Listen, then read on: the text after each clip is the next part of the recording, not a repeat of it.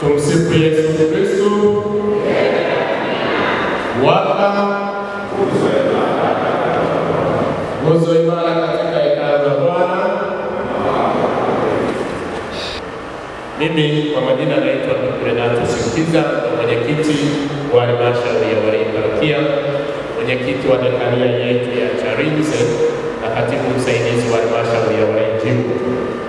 Napenda kuwakaribisha sana, nisikieni huko nyumbani.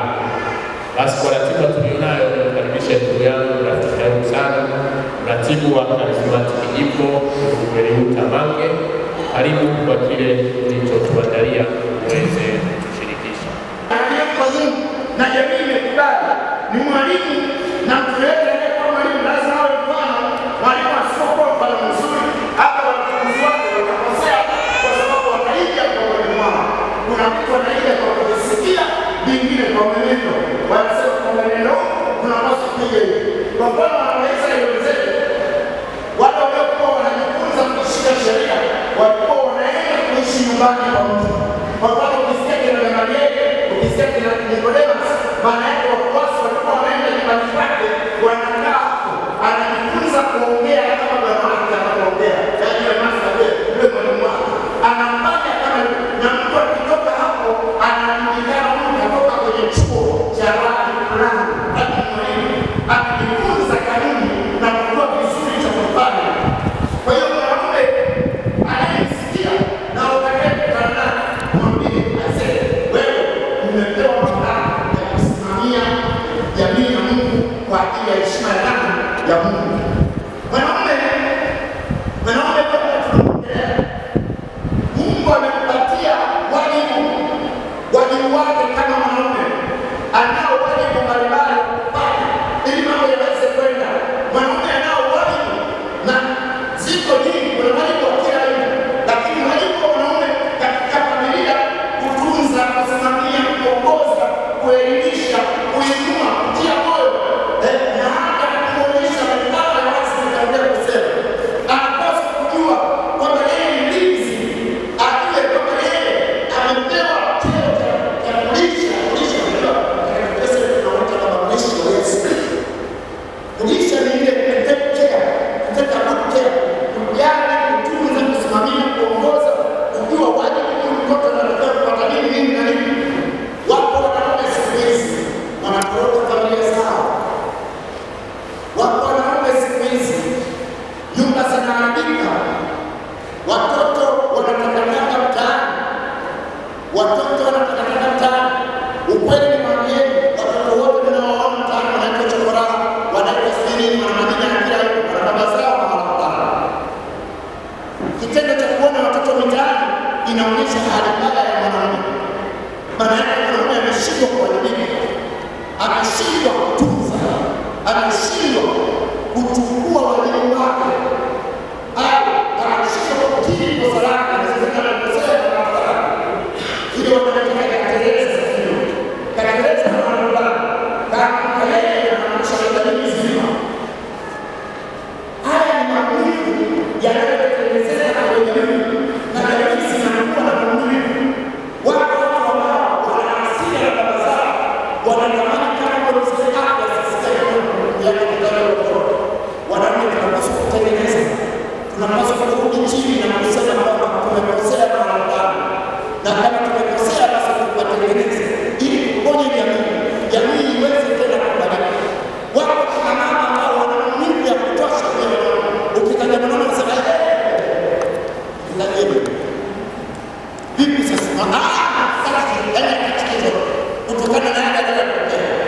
Wababa kuna wajibu wa kusaidia ili tujenge familia iliyo bora, na tunapojenga familia iliyo bora tunajenga kanisa lililo bora, tunajenga jamii iliyo bora, tunajenga taifa lililo bora, na hata duniani kunakuwa sehemu salama ya kuishi. Hivyo mwanaume pia ana kitu kinaitwa sifa ya mwanaume, cheo chake mwanaume. Na waambiaje watu, usitafute cheo kwa utukufu kwa mwanaume, unaweza ukakosa. Mwanaume amekuwa kama mshumaa unapozidi kuwaka ndio unaishi, lakini wanaofurahia ni wale ambao wanapata matunzo ya mshumaa. Wanaume tukiomba hivi, Ibilisi kuna wakati kichwa changu kinauma, kuna wakati nakaa mawazo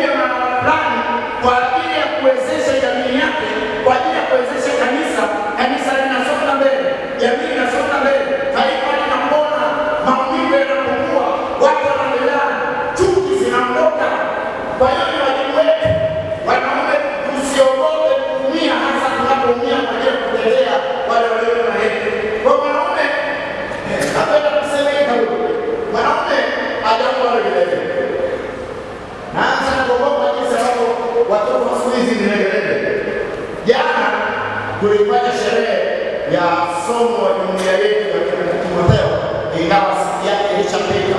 Sasa kwa kuwa tulikuwa na matukio mengine, tukaamua tuifanye siku ya jana kwenye jumuiya yangu. Baada ya kumaliza ile lazimisho la misa bali kuja baba paroko, sisi tuliondoka tukaenda Bagamoyo. Sasa tukaenda huko sehemu moja huko inaitwa Kaole, huko ya wanyama, tukafanya nini, tukala, tukatoka huko jioni. Tuliporudi jioni, kuna magari yaliyotoa hapo jumuiani kutupeleka na kuturudisha. Tumeshuka kwenye magari, sasa tunaondoka kuelekea nyumbani. Mimi nilikuwa nimeongozana na mwenyekiti wa jumuiya. Wakati tunazidi kwenda, kaja kijana anamwambia mwenyekiti, begi langu silioni, umeliona? Anamuuliza, yani aiongoze jumuiya, aichunge, ashughulike na hayo yote, bado angalie begi lako. Sijui unanielewa? Mwenyekiti kashtuka akasema begi. Bahati nzuri katibu kasema hilo begi tumeliacha kwa sababu tulipopandia gari ni kwa mweka hazina wetu. Nenda pale kwa mstanjao kwa mweka hazina wetu, ndipo tulipo begi lilionekana liwekwa pale. Yule dogo amenishangaza na napenda nitumie huu mfano. Baada ya kuambiwa begi liko pale, kwa kweli ni kama hapa na pale kwenye magari. Kijana wa kiume ambaye nadhani atakuwa kati ya kidato cha 3 au cha 4 anaona uvivu kutoka hapa kwenda kuchukua begi lake pale. Nikasikia sasa, nikageuka nikamwambia, wewe kwenda kuchukua begi pale? Sasa ndio mwenyekiti kasema, sasa wewe begi uliliacha Bagamoyo, fikiria begi umelitoa nyumbani, angalia kizazi tulicho nacho. Katoa begi yake nyumbani, kaliweka begani, kasafiri nalo mpaka Bagamoyo, kaacha begi. Baada ya kula misosi na nini, kanogewa chipsi na nyama choma zimemchanganya, kasahau begi. Anarudi bado analikumbuka akiwa yuko njiani. Sasa ule uzito akumbuki begi, anaambiwa niliacha pale. Baadaye ashukuru, akimbia akachukue, ananung'unika, manake mwenyekiti akamchukulia. Sijui tuna kizazi cha namna gani na hatima ya baadaye itakuwaje, na hii ndio hofu yangu. Na niwaombe wazazi, tujitahidi kuwanyoosha watoto wetu, tusije tukawa na kizazi legelege ambacho hakitafikia malengo katika dunia hii ya ushindani. Ni hatari na ni hatari kubwa sana. Kwa ndugu zangu wapendwa, tumsaidie mwanaume lakini tusimsahau mwanamke, kwa sababu hao watu wawili wanajenga jamii, na hao watu wawili wasiposimama imara tutakuwa na jamii ya ajabu. Na ndio maana kanisa kwa ubora wake limepokea kutoka kwa Mungu zawadi ya kupata vyama vya kitume mbalimbali kwenye kanisa, na vyama vyote vya kitume katika kanisa, nikianzia hivi vya kijinsia pamoja na vingine tunapoingia kama wito, kama devotion, hivi vyote vina nafasi ya kipekee katika kanisa. Na sheria za kanisa namba 214, nimemuomba baba amenipatia the code of canon law, sheria za kanisa namba 214 inaeleza kwamba vyama vyote vya kitume vinayo haki ya kuongoza chama cha kitume kwa kadiri ya utaratibu uliowekwa na mamlaka. Tena wanayo haki ya kusali kwa mtindo wao jinsi walivyoitwa.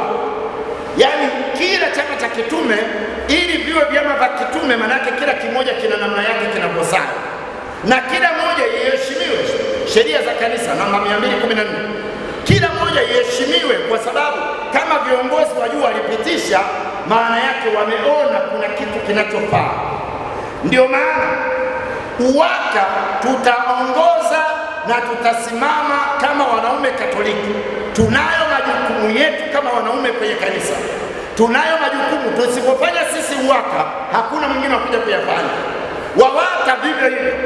Shime wa mama wote mliopo hapa, muingie kwenye utume wa WAWATA, kwa sababu WAWATA ni mwanaume, ni mwanamke Mkatoliki ambaye amevuka kwenye ujana. Wewe ambaye hujiungi kwenye chama cha kitume unasema mimi sina kadi, kwenye WAWATA hakuna kadi ya kiingilio. Ingia, labda inaweza ikawepo ile wanaita ada ya kuwezesha chama kiende, lakini haimaanishi kwamba hiyo ndio inayokufanya wewe mwanachama. Hapana. wanamama au wamama wote tuingie, tufanye shughuli za WAWATA. Ndio wapo viongozi watatusimamia. Kama wewe ni kijana, shughulika kwenye viwawa. Kama wewe ni mtoto, wazazi msiwaache watoto wenu nyumbani, waleteni wajifunze kitabu.